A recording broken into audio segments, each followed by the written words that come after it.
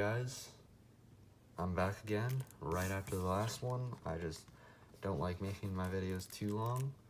I am now opening my Team Dignified Charlie's deck. I'm not as interested as in Jake's deck, but yeah, that's about it. I did find one cool card today looking through Jake's decks, which was Cuddle Party. I think I might have to run in my deck. It seems pretty broken because my combo does leave me with one extra action, so I can play that in the turn, and then basically it makes me win no matter what. So what we're doing now is opening at least one deck of the Card Wars Doubles Tournament box. I already went through most of the stuff that comes in the box in the first part. This will be released besides the the first part, and yeah, enjoy. So now I'll have my normal struggles opening it.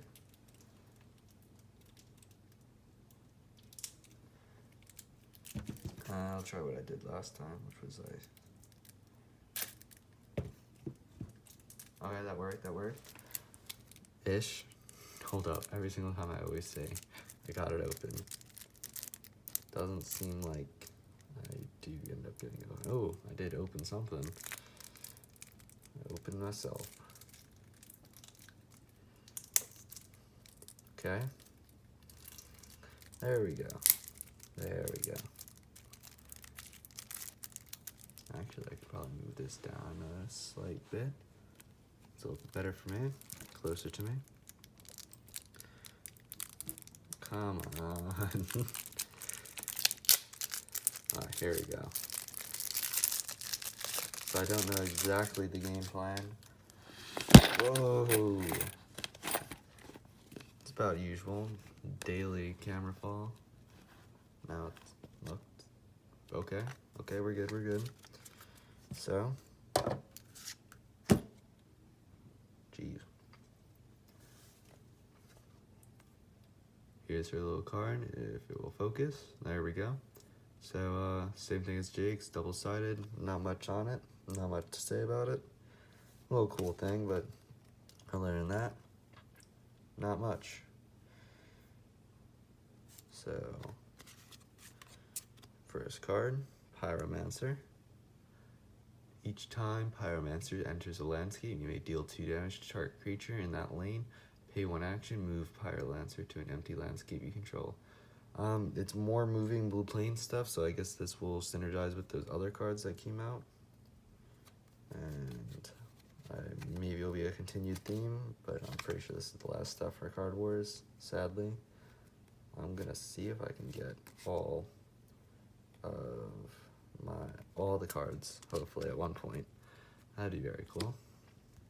I guess I'll be working with my left hand, because I did cut myself ish badly. It's just bleeding. I don't want to get that on the cards. Next card is Geomancer. Pretty funny art. Another moving stuff. I don't exactly see the point of moving him. I mean, he's decent health and damage, but pretty average.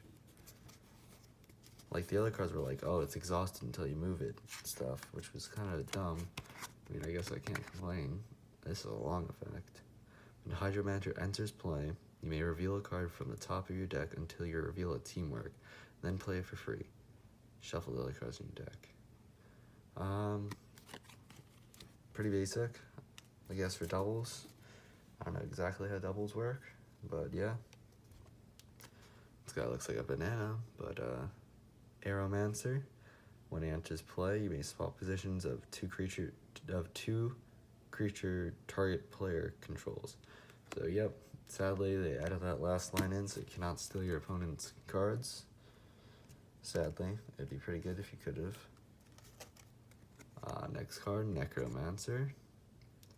Each time a creature you control, you may move Necromancer to that creature's landscape. Again, these are seeming like pointless moves. I guess you can use that Igloo card, buff up their attacks. but you know, it doesn't seem like the best strategy. Each time a creature you control changes lanes, heal 2 damage from Biomancer.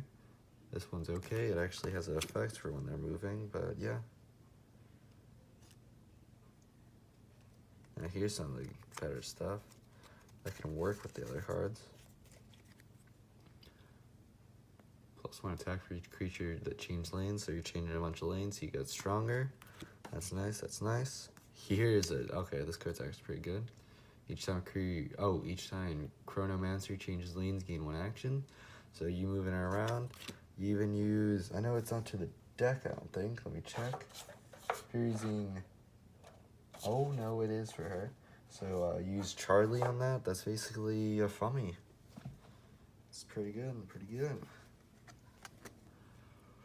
Okay, let's move up to 3 damage on a creature you control to a target opposing creature. That is decent. It's basically a heal and a deal damage card. This card I was thinking about using. It is a decent draw card. If it was a 0 cost, I'd definitely be using it, but sadly, it's not that good. I always want cards to be too good.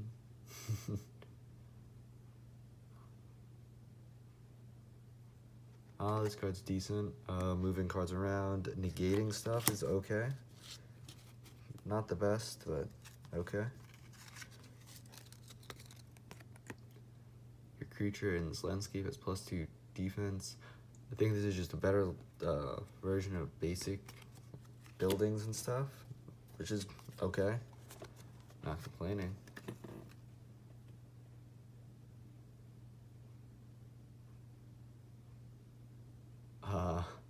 Yeah, this card, I like this card. It helps you guys bolt draw.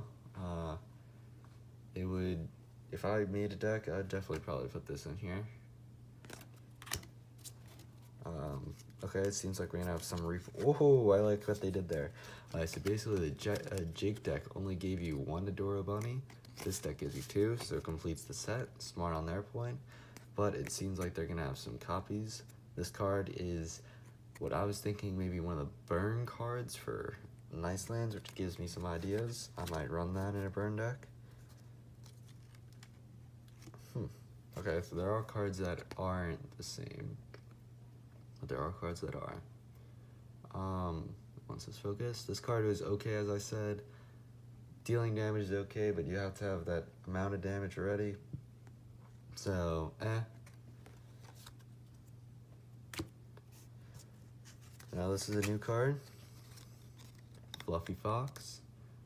Well, has 4 more damage, ignores the first 2 damage dealt to it by opposing creatures. So I'm thinking this is once per turn. I hope so, because that actually makes it decent. So, and basically they need a creature with 3 or more attack to actually deal damage to it, and then it only does 1 damage. So that's a pretty tanky card. Of course it already needs to take the damage. So again,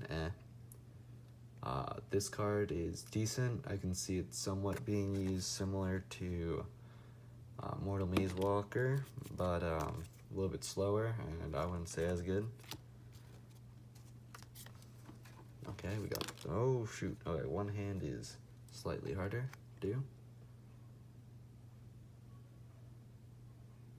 I think we already saw this one. It's an okay card, bad stats, ability's okay. I wouldn't play it. 2 BD Giraffes this time. I'm pretty sure they only gave us in the 1 last set, so I think that was a definitely smart move by their point too. Even though I might end up having to buy a second one of these, it is a nice thing to put in there. I said this card was okay, 1 damage, and there's better cards. Sown Sloth, pretty funny. It's a big sloth, but yeah. It's actually pretty decent. It's buffing them up, and it doesn't need the 4 damage, but once it has, it's basically even better. So yeah, it's okay.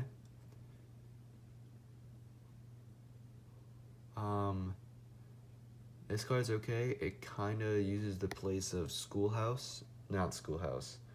It's the other card that comes in the same box. I forget what it's called. I feel like it might be. No, Schoolhouse is the blue building that... But I can see this making loops somewhat, not exactly. It could just make some powerful stuff. Now we got Stuffed. Pretty funny looking card. It's the monkey from before. Oh, shoot. Hold up. This card is... I'm sorry, but this card is utterly broken. You buff up your Mortal Maze Walker to... Alright, so Mortal Maze Walker has 2 damage to start with. And then if you already buffed it, I think it has 7 health. I hope it does. If you buff it up to... If you give it +4 damage, which you can use with the Black Hole Pendant. No, you can't, because it needs required to. Say if you can get up to 5 with the Black Hole Pendant, then you use that, it deals 5 to it, bringing it down to 2 health, then doubles that 5 damage to 10, and then you triple that 10 to 30, and it's a 1-turn kill. Of course, you need a little extra things, but it's a pretty good deck right there. Which, maybe I'll even try and make a 4 landscape that uses a Mortal Maze Walker. You just have to use Unempty Coffin to get them out. That's an idea. Oh, okay, never mind. I got a good idea. I have multiple cards now that can... Okay, that's gonna be a secret video, but not a secret, but it'll be a deck that I'll be making soon. Basically, what's it called? Feedman and Sailing Crowd, they help you get stuff out for cheaper, I'm pretty sure, unless it's only Feedman. But you can use Feedman or the other card, basically making you able to play Immortal Maze Walker when it's too much for you. So, this... Hello? There we go. I think it's focused. This card's decent, this card's decent. It's like Dr. Death, but a spell. So, pretty good, pretty good. I like Ultimate Haymaker better, but, you know, more destroy cards are good. That's pretty good for all the other cards. Definitely, if you're playing one of those decks that require the 4 damage, definitely a 3 of. It is a 2 cost, so I don't know about that one. Now we got their Teamwork. Let it focus. Okay. Not really focusing well, but I'll just read it. During your turn, end your teammates fight phase. Oh, during your end your teammates fight phase. The first time damage is dealt to the opponent, the other creature, the other team. Okay. Hold up. I'm not really thinking too well. I had a long day at school, you see. It's about over. Everyone's brain's fried. Now, I'd like to focus on here. So during your and your teammate's fight phase, the first time damage is dealt to the opponent, the other teammate may deal 1 damage to target creature in one of their lanes. Yeah, it's not focusing well, which is sad, but it's an okay card. I wouldn't use it if I know how to, if I knew exactly how teamworks work, but yeah. Wait. Okay. But basically, this kind of reminds me of the green Cactoball card.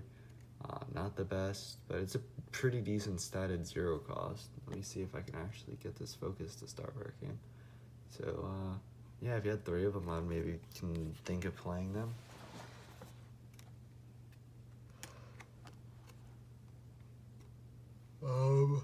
This card could be a finisher in some burn decks, I guess, if you have more health than them. So I'd say it's okay. Now, Tandem Bike. I remember thinking about this, but it doesn't exactly work in 1v1s that well. So you choose a creature you control and put it into its owner's hand, then choose another player. That player chooses a creature they control and put it in the owner's hand.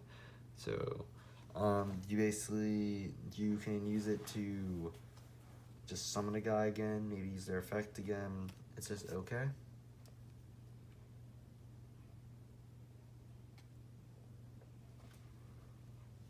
This card loops around. That bottom effect basically doesn't work if you're playing 1v1, but it's okay for those new blue cards.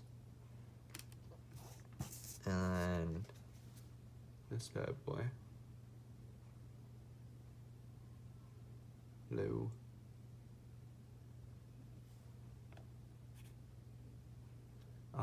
It's decent, definitely with red eyeling. Just copying zero cost rainbows. They're usually pretty good if you're using them. So, that's decent, that's decent. Now, this is at the 15-minute mark. I'm going to end it here. In the next video, I think I might be able to do both Moniker and Grand Prix decks. That will be pretty nice. Might be slightly longer, maybe similar to the other ones. Time, the 22-minute. Thanks for watching. See you in a bit.